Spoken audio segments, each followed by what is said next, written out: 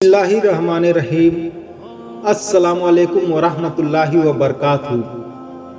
दोस्तों, फ़िलिस्तीनियों पर होने वाले मसले पर अब दंश काटने लगा है। हर रोज़ एक ऐसा वाक़या सोशल मीडिया पर गर्दिश करता नज़र आता है जिसे देखकर लोगों के दिल गमज़दा हो जाते हैं। ऐसा ही एक वाक़या एक 5 साल की बच्ची के साथ भी हुआ, जिसका दादा उस बच्ची के मुर्दा वजूद को गोद में उठाए इजरायली फौजों को बद्दुआएं दे रहा था, रोते हुए अल्लाह को पुकार रहा था। दोस्तों, इस बच्ची के साथ इजरायलियों ने जो सफाकी दिखाई वो सुनकर शायद आपका दिल भी खून के आंसू रोने लगेगा। लेकिन इसके बाद अचानक जो इस मुर्दा बच्ची के साथ हुआ वो देखकर लोग अपनी आंखें झपकाना भूल जाएंगे। इसके बाद अल्लाह ताला ने एक ऐसा करिश्मा किया जिसने इजरायली फौजियों के होश उड़ा कर रख दी हैं। दोस्तों, इससे पहले कि हम इस वाक़या को बयां करें, आपसे गुजारिश है कि इस वीडियो को आखिर तक जरूर देखें।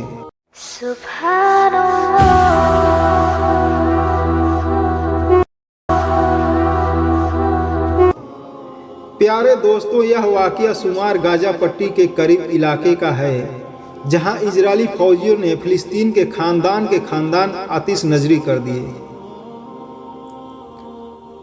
कहीं बम धमाके तो कहीं गोलियां जैसे कयामत बर्पा हो गई। जहां हर तरफ जुल्म का बाजार गर्म हो, वहां एकदम अल्लाह के करिश्मे जा बजा नजर आने लगते हैं, जो कि दुश्मनों के लिए खुले तन पैगाम भी है कि बाज आ जाओ, वरना अगर मैं गुस्से में आ गया तो तुम सब बर्बाद हो जाओगे। ऐसा ही आजकल इजराइल के साथ भी हो रहा है, लेकिन इन सब की आंखों पर कुफ्र की ऐसी पट्टी बंधी है कि उन्हें कुछ भी दिखाई नहीं दे रहा। फिलिस्तीनियों पर जुल्म कर करके उनके दिल पत्थर के हो चुके हैं। आए दिन सोशल मीडिया पर कोई न कोई ऐसा वाक़या दिल दहला देने के लिए मौजूद होता है जिसे देखकर लगता है कि दिल सीनों के अंदर ही फट जाएंगे। दोस्तों, ये वाक़या एक 5 साल मासूम बच्ची के साथ पेश आया, जिस पर इजरायलियों ने वो जुल्म ढाए कि अल्लाह की पनाह। दोस्तों, एक मासूम सी बच्ची शुमाल के गाजा पट्टी इलाके में अपने वालिदैन और दादा दादी के साथ रहती थी। सुबह सुबह वह एक छोटी सी मदरसे में कुरान मजीद हिफ्ज़ करने जाती थी। उसके दादा उसे मदरसे छोड़कर आते और जब मदरसे की छुट्टी होती तो उसे वापस ले आते हैं। वो बच्ची अभी कुरान की 30 पारे की छोटी छोटी सी आयतें हिफ्ज़ कर रही थी। ये मासूम बच्ची काफ़ी जहीन थी और बहुत शौक से कुरान मजीद की तिलावत किया करती थी।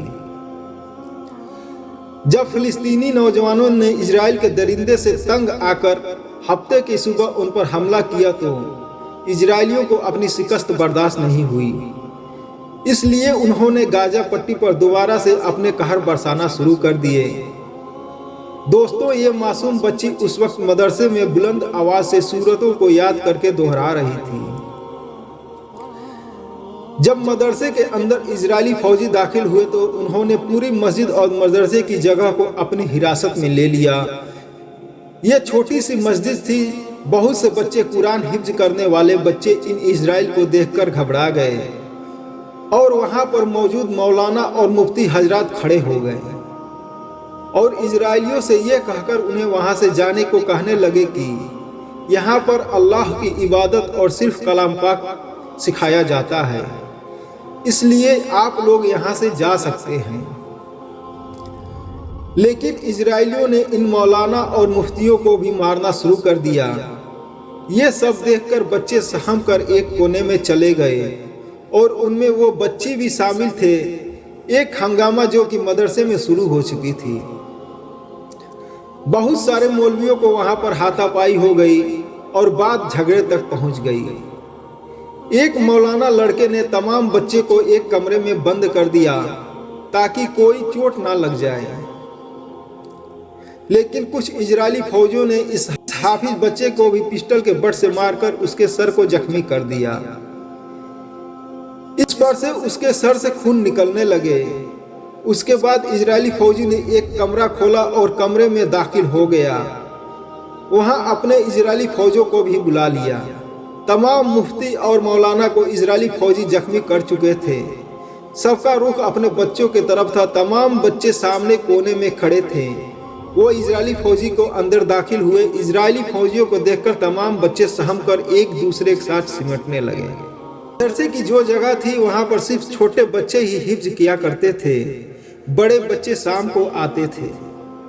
मोहल्ले की एक छोटी सी मस्जिद थी जहां पर फजर के नमाज के बाद सुबह के वक्त छोटे बच्चे को कलाम पाक की तिलावत कराई जाती थी। दोस्तों, पहले तो उन जालिमों ने साल की तमाम बच्चों और बच्चियों को अलग किया, उन्हें एक दीवार के साथ लगा दिया। कहने लगे कि अपने दोनों हाथ ऊपर कर लो। यह सब देखकर वो बच्चे रोने लगे और कहने लगे कि हमें अपने घर जाना है।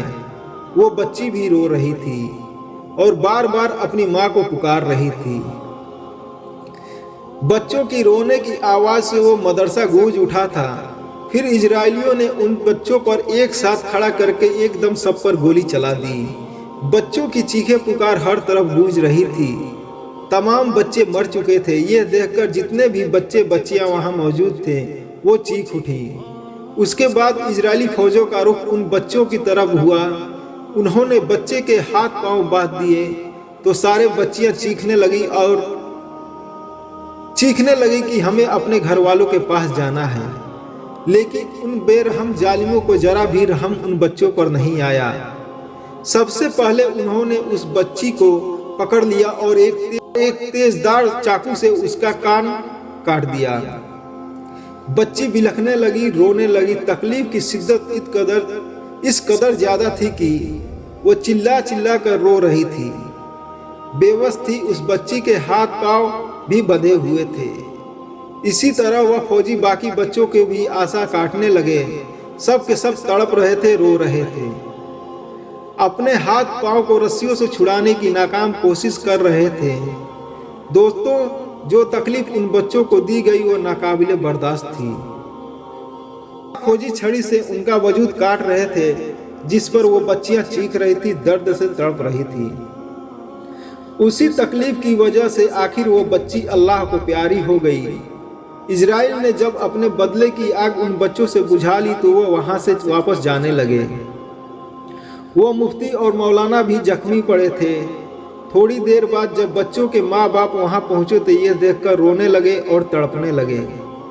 इस बच्ची का दादा भी उसे ले आया था, लेकिन वहां मौलाना और मुफ्ती को जख्मी देखकर सब घबरा गए और जब कमरे में देखा तो शहीद बच्चों की लाशें देखकर उनके दिल फट कर रह गए थे। दादा ने अपनी पोती को मुर्दा हालत में देखकर रोना शुरू कर दिया। उसने अपनी पोती को गोद में उठाया और बाहर निकल गया। गली में चिल्लाने लगा, रोने लगा, कहने लगा, अल्लाह इन इजरायलियों को इनकी बेबसी और इनकी गुनाहों की सजा दे। इनकी गुनाहों की कोई इंतहा नहीं। इन्होंने हमारे बच्चे को बेदर्दी से मारा है।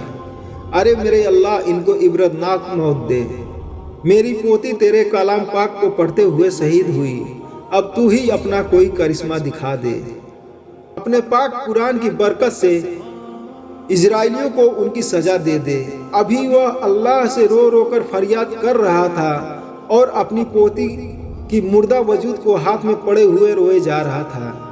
घरों में बाकी लोग जानते थे कि इस छोटी सी मस्जिद में कौन सी कयामत टूटी है, लेकिन सब लोग खामोश थे, अंदर ही अंदर रो रहे थे। अल्लाह से दुआ कर रहे थे कि दादा की सिसकियों में एक और आवाज़ सुनाई दी कि इस मासूम बच्ची के दादा फौरन चुप हो गए। उन्हें लगा कि उनके हाथ में मुर्दा वजूद में कोई हरकत पैदा हुई है। उन्होंने फौरन अपनी पोती की तरफ देखा, जिसका ना नाक था, ना कान और ना ही होठ थे। चेहरे पर खून ही खून था, लेकिन उन्होंने देखा कि चेहरा फिर से दोबारा सलामत हो गया है, सब चीज वापस आ गई हो और वह बच्ची मुस्कुरा रही हो। अचानक उस पोती के दादा ने देखा कि उस बच्ची के शरीर से एक सफ़ेद नूर उठ रहा है और वह नूर उठकर आसमान की तरफ जाने लगा। बुजुर्ग की नज़र जैसे ही आसमान की तरफ उठी और उन्हें लगा कि उनकी पोती परिंदों की तरह आसमान में प्रवास कर रही है और कह रही है, दादा अब्बा जन्नत में मुलाकात करेंगे इंशाअल्लाह, आप फिक्र ना करना, अल्लाह ताला फ़लस्तीनियों को फतह देंगे, हम मासूमों का खून कभी रायगा नहीं जाएगा। यह कहते हुए उसका वजूद हवा में तहरीर हो चुका था। उसके बाद बम धमाकों की आवाज़ आने लगी। जहां इजरायलियों ने अपने मोर्चे बनाए थे वहां सादिक बमबारी हुई, साथ ही आग लग गई। तमाम इजरायली जलकर राख हो गए। जब यह खबर उस बच्ची के दादा तक पहुंची तो वह समझ गए, क्योंकि वो मासूम बच्ची की सिसकियां और बद्दुआओं ने रब्बे जुल जलाल को गुस्सा दिला दिया था। दोस्तों, अल्लाह ताला ने अपने गजब का एक छोटी सी झलक दिखाई और यह इजरायली मलून जलकर राख हो गए। बेशक उन मासूमों का खून का एक कतरा भी जाया नहीं हुआ। तो दोस्तों, हमें अपने अल्लाह पर इसी तरह अकीदा और ईमान रखना चाहिए। बेशक वह हर चीज़ पर कादिर है। दोस्तों, यह वीडियो आपको कैसी लगी? वीडियो अच्छी लगी तो वीडियो को लाइक शेयर कमेंट जरूर करें और चैनल को सब्सक्राइब जरूर करें। तब तक दुआओं में याद रखें। अस्सलामु अलैकुम वरहमतुल्लाहि वबरकातुहू।